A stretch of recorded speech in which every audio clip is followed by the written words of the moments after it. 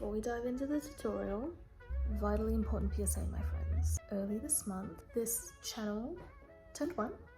We did celebrate our first birthday, but the other metric that jumped out at me is we recently surpassed...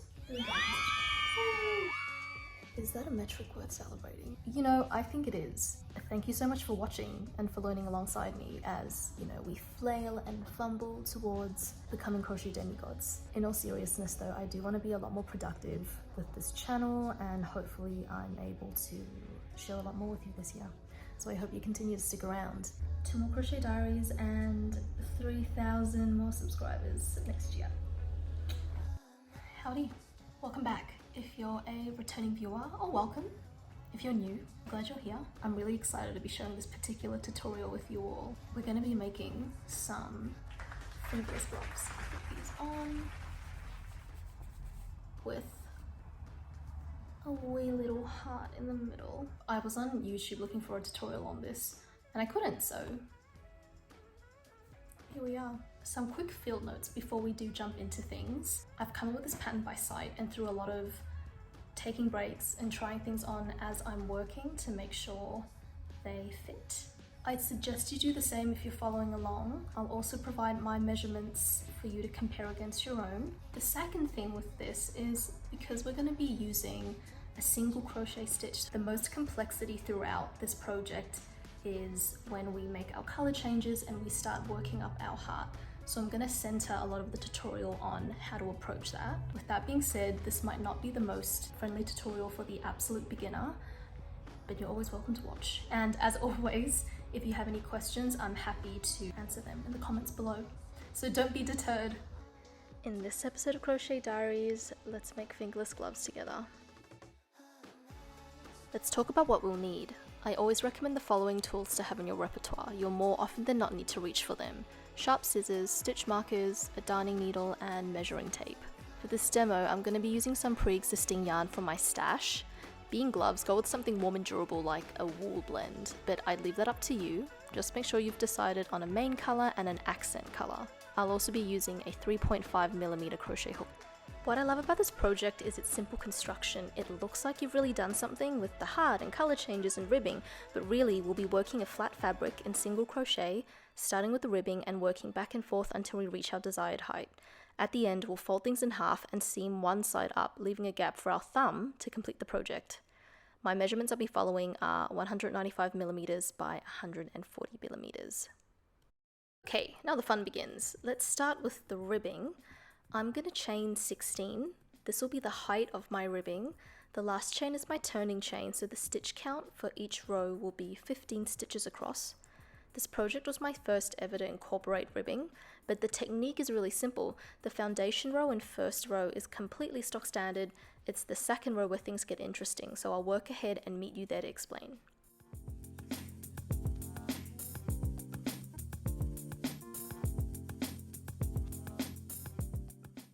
What I do to create this ribbing stitch is to work single crochet into the back loop only, into every stitch from here on out, until I reach row 35.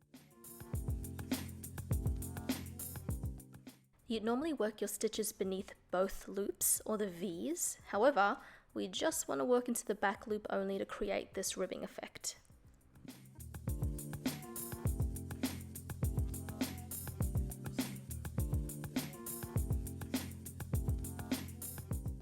And I'll continue doing this until I reach my 35th row, remembering to just work into the back loops only. You do that on both sides, the front and the back. After 2 rows, I'd say you'll begin to see a ridge forming. And that's all that's to it in creating some nice ribbing. So let me meet you towards the end of row 35 and I can show you what to do next.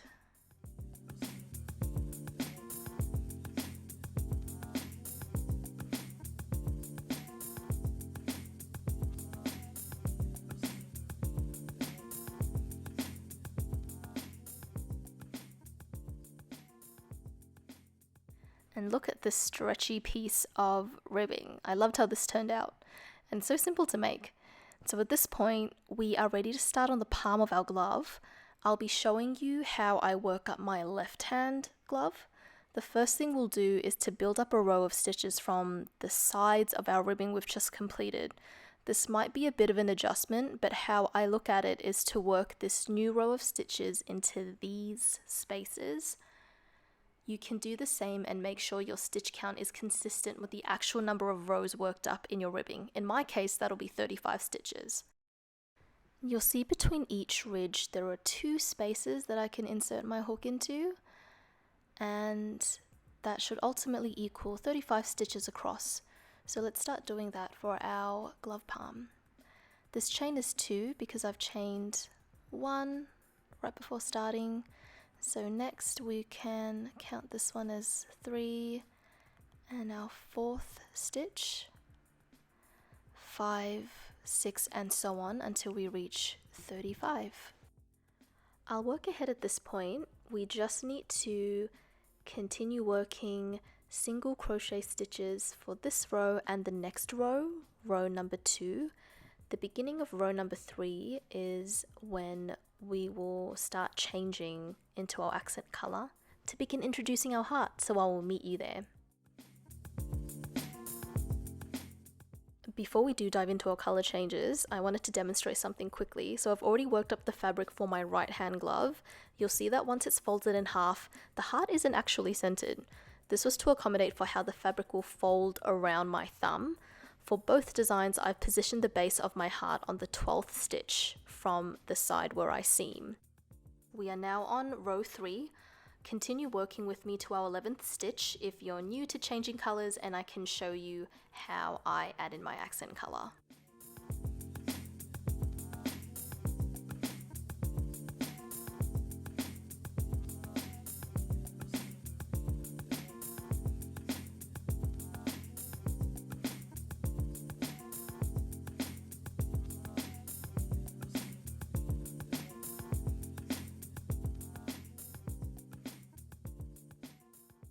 This is our 11th stitch. To change into our accent color, you'll want to, before pulling through all of your loops, pick up your accent color and use that to pull through your loops.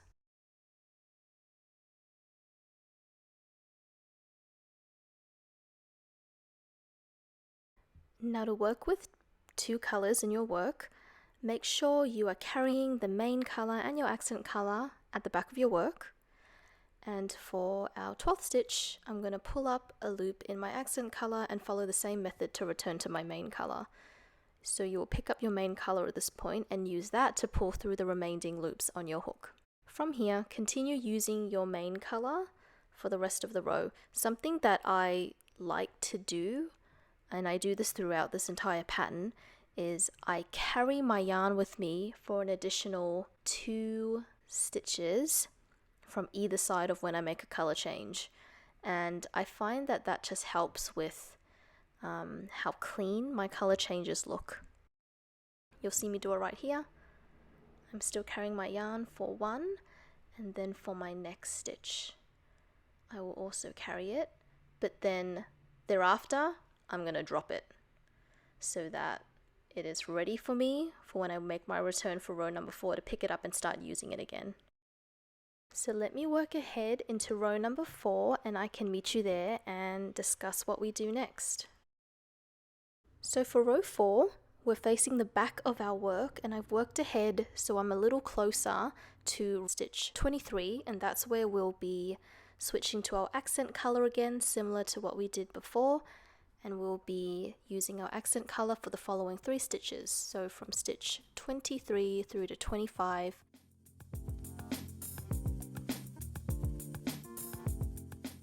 Because we're facing the back of our work, make sure you're carrying your yarn in front to avoid the color peeping through the right side. Another technique I do is to yarn under, instead of over, when I get to within 2 stitches before changing colors. During the last step of my single crochet, instead of yarning over, I move my hook behind my yarn and pull through my loops instead. I'll show you slowly in the next few stitches.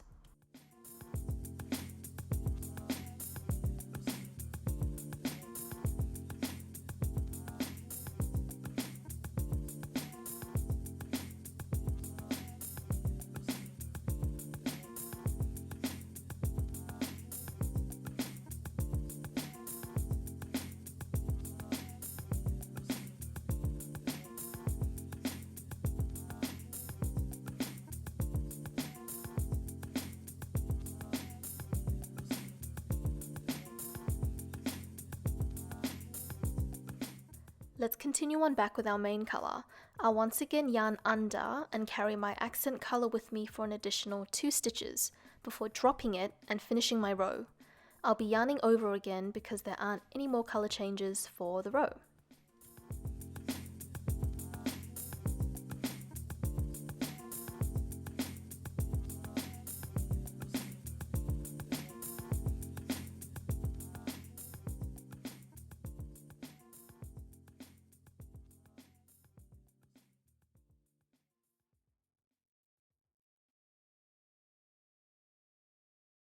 For row 5, I'm going to change to my accent colour for the 10th stitch for 5 stitches. Make sure that you'll yarn over in your accent colour by the end of the 9th stitch, and remember to carry your yarn with you and yarn under so that the colour transitions are as clean as they can be.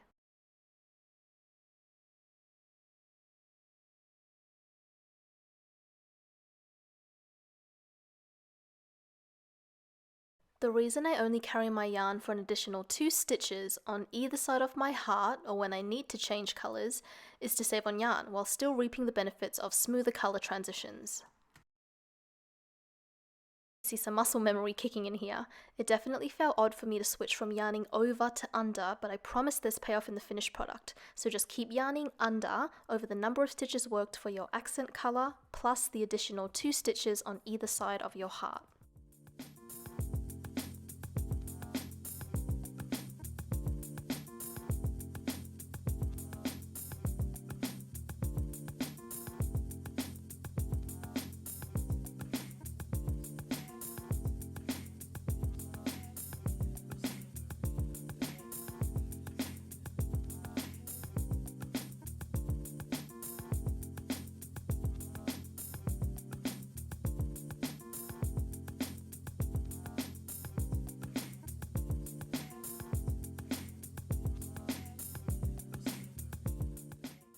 For row 6, I'm going to change to my accent colour on the 21st stitch and change it over 7 stitches.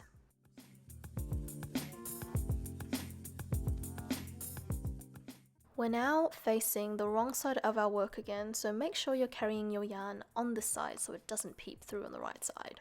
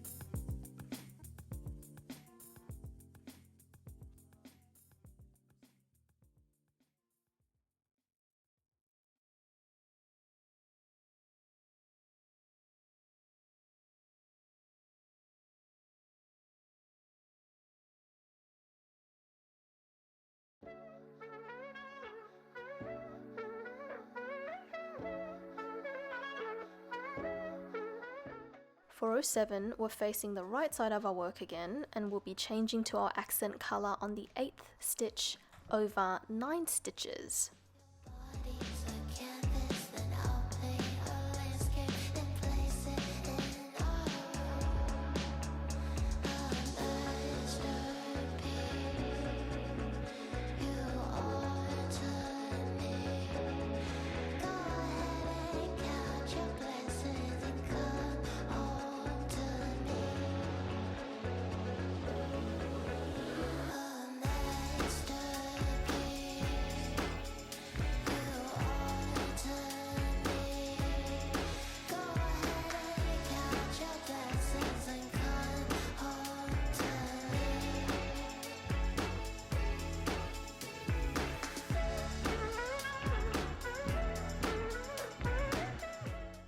Take your time between colour changes. If your yarn gets tangled, make sure you're separating them now to save you some pain later.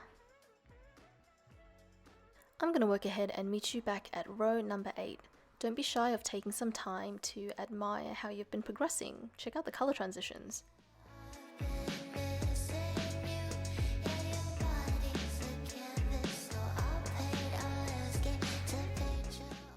for row 8, we'll be changing to our accent colour on the 19th stitch, and we'll be changing it over 9 stitches again.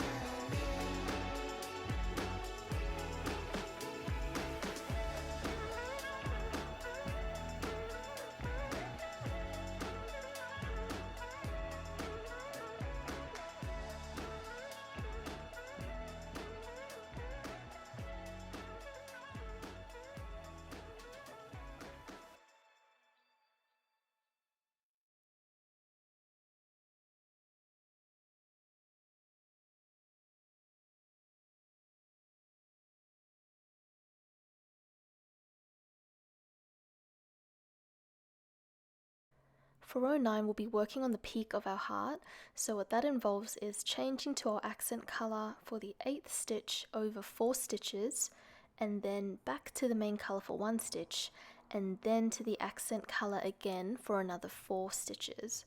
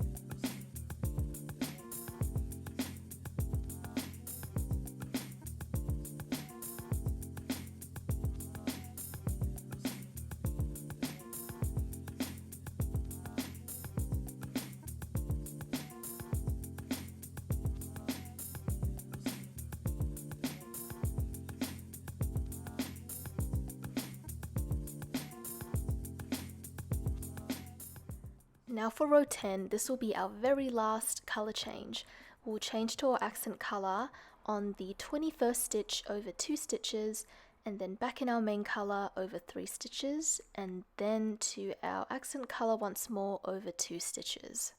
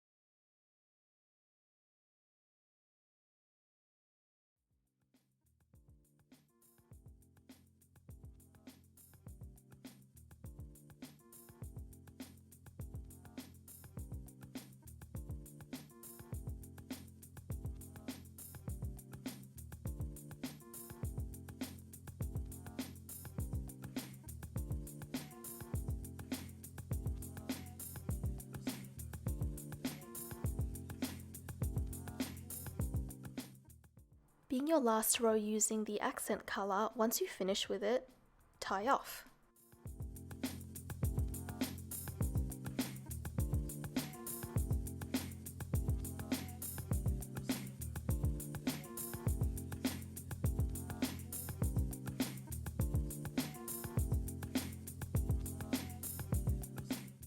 With our heart worked up now, all that's left to do is to continue working single crochet in our main colour for an additional 5 rows, if you're following my measurements. I'll do this off camera and meet you back ready to seam up our work. Okay, I finished with the palm of my glove and I folded my work with the wrong side facing out to seam up my project. I admit this process isn't going to be scientific. What I'm going to do for the glove palm is give my thumb plenty of room and join both edges with 4 slip stitches from the top of the glove and 2 more stitches towards the bottom, which I've marked with my safety pins here.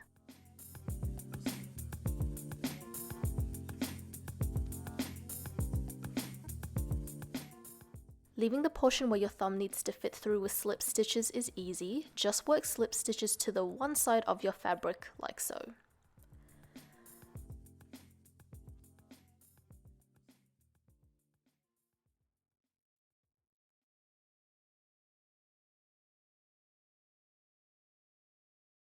For the ribbing portion, I'll be slip stitching into just the back and front loops of the edges instead of both loops.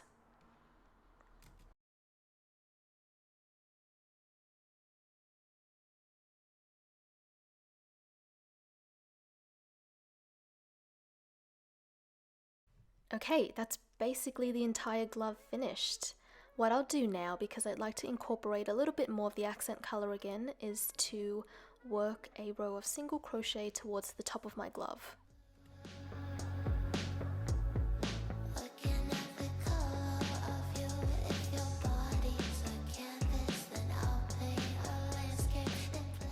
Once you finish with that, don't forget to weave in your ends.